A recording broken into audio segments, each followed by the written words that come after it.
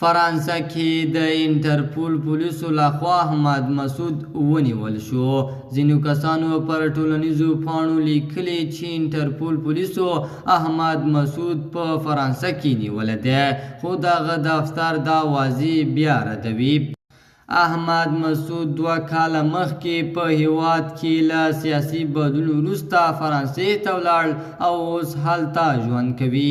ځینو کسانو په تیرو څو ورځو کې پر ټولنیزو پاڼو د معتبرو سرچینو په حواله لیکلي چې احمد مسعود د انټرپول پولیسو لخوا په فرانسه کې نیول شوی دی.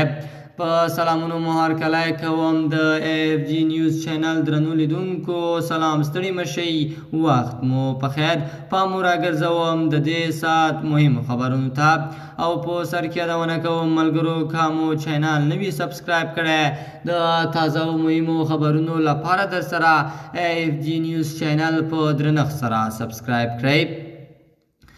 مولا برادر وایي طالبانو د محمد اشرف غني د وژلو هیڅ پلان نه درلود.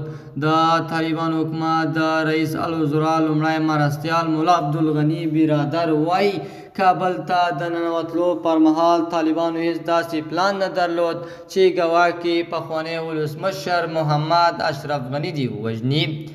نوموړی دا څرګندونې وروسته لاغه کوي چې په خپله پرځول شوی ولسمشر محمد اشرف غني او ورته یو شمېر نږدې کسانو ویلي طالبانو پلان درلود چې د پلازمینې کابل له نیولو وروسته ښاغلی غني ووژني، خو د طالبانو مهم مشر مولا برادر د افغانستان ملي راډیو تلویزیون سره په ځانګړې مرکه کې دا ادعاوې رد کړي دي.